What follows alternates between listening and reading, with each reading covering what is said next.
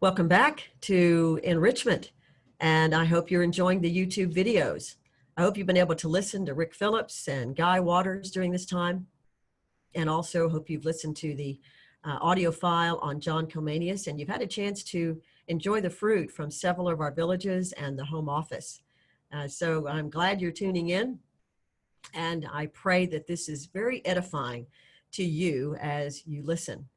I'm Karen Elliott, and I am the Executive Director of Rafiki, and I'm bringing to you a number of updates about Rafiki Foundation and our work in Africa. This short video is going to feature a couple of things that we were involved in from 2019 to June of this year. A couple of highlights within the last year that I wanted to bring to your attention. One of the events that really stands out for 2019 is that we celebrated Rosemary Jensen's 90th birthday. It was a very special event in June of last year. We had a seated dinner. We created a new history video, which you can view on the YouTube channel.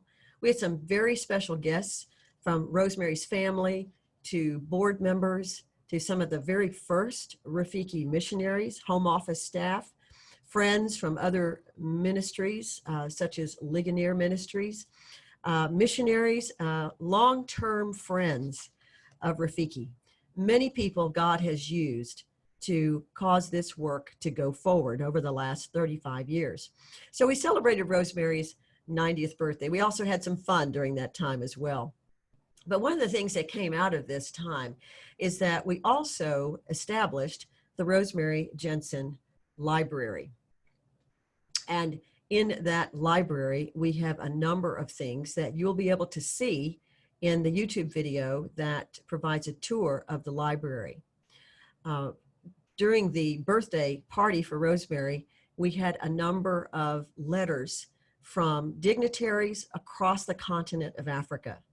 We had a letter from the First Lady of Uganda, Janet Museveni. We also had a letter from Christina Pratt, who is the sister to Uhuru Kenyatta, who is the current president of Kenya. We had a letter from the bishop of the Lutheran Church in Ghana, who was also the chancellor of a major university, and numerous other friends and dignitaries and church leaders who wrote to wish Rosemary a happy birthday. They all wrote in because Rosemary has been a long-term friend to Africa, and they respect her and love the work that she has done. They are all continue to be amazed at Rosemary's unflagging and unwavering passion to help people know God through the study of his word, which she is still doing to this day. So you can take a brief tour of the library on our YouTube channel, or it may accompany this particular video. So Rosemary's birthday was a major event for us in 2019. It was a great celebration. But one of the other events that we also conducted in 2019 was in November. Rafiki had the pleasure of conducting the very first classical Christian conference on the continent of Africa. We did that the first week of November. It was a major undertaking, and it was a year in the making. It came about because our church partner there in Kenya, the Presbyterian University of East Africa, asked us to bring some experts over to Africa to talk about classical and Christian education. They're intrigued, they're eager to see it implemented across the continent, and they wanted to know more about classical and Christian education. And so we said we would do that.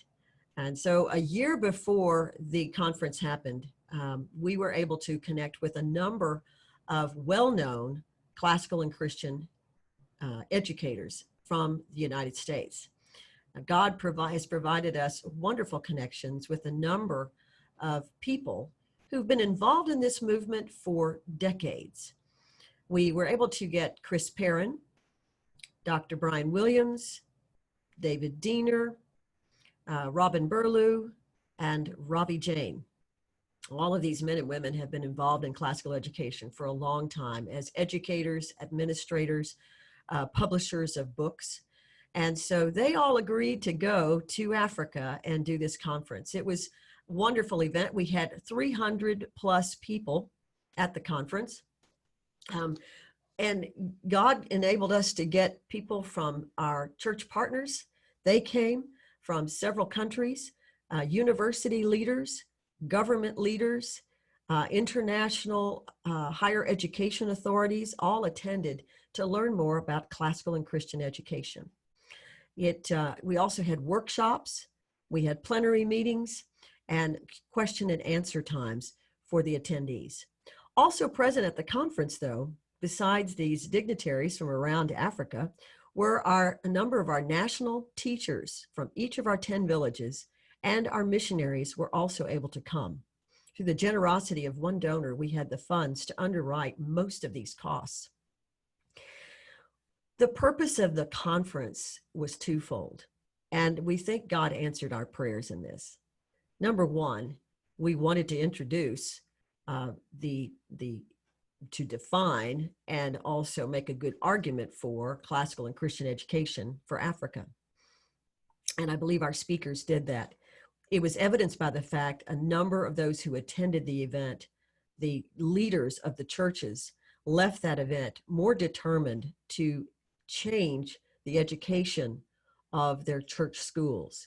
In fact, the head of education for the Anglican Church in Uganda came back from the event to Uganda and went immediately to the National Curriculum Development Center to try and get our curriculum approved for government use, for church school use rather, in Uganda. The head of the Presbyterian Church of East Africa made a stirring speech about how classical and Christian education is the solution for Africa, the solution for the world. And you'll get to hear a clip of his speech as well. And so we felt like God used this to help our African friends understand more about the value of what God has given us to give to them. But the second part we also had hoped would happen is that our 5 speakers would come to Africa and see the potential. And they did. I think they came away with a renewed interest in the international movement. And God has given Rafiki something unique. This is not bragging when we say that there's nobody else doing what we're doing in Africa with the classical and Christian education, not to the extent of having a curriculum, a teacher training college courses, 10 model schools, 8 teachers colleges, buildings and curriculum, accredited programs, and a Bible study.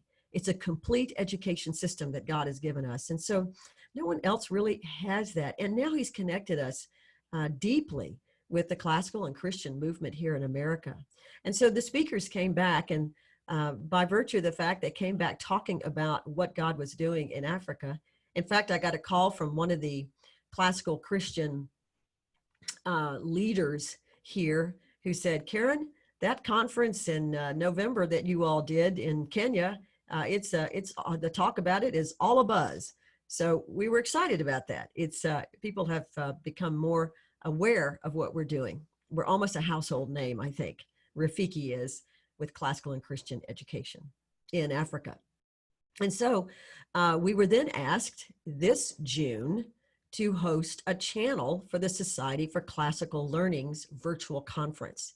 Since we'd just done a conference in November of 2019, we were able to get the same speakers and one additional one, which was Dr. Grant Horner, to also speak at our channel on the SCL conference. And so we were able to host these speakers, plus also Trish Sefton, who spoke on our channel for 2 whole days, which gave Rafiki more exposure to the education, classical Christian education movement here in America. After that, those 2 days, which just happened in June, we have received people who are interested in going out as missionaries with Rafiki, schools that want to partner with our schools in Africa, And so we think that God has used this to strengthen our ties, to even increase interest, which will help with the support and prayer and missionary needs for the 10 Rafiki villages in Africa. So I want you to join me in thanking God for what he has done in 2019 and 2020 with these events. Our goal, as you know, is to help cultivate a multitude of godly contributors. When we look out across the continent of Africa and our vision, and what do we see? Our vision is that a multitude of godly contributors. And how do you do that? Well, next to the church and to the family, the best way to disciple young children is through really good Christian schools. And with our classical and Christian education system, Rafiki education system, with that, we have the means by which we can do this with what God has given us to his glory. And so I encourage you to pray for us as we continue to do this work. Ask God if he's calling you to go to the mission field, because we have the buildings, we have the curriculum, we have partnerships with 23 African denominations. We have great missionaries who are serving now and a home office staff. We have the teacher training college program. But all it's lacking is it just might be you. God just might give you the opportunity to go out as a missionary with Rafiki and help to see this vision be fulfilled. Imagine millions of children, 1,000 schools in Africa getting this type of education. If you want to change nations, this is the way to do it. So thank you for listening to this. In the next segment, I'll tell you a little bit more about classical and Christian education and why it's the educational model that we have chosen.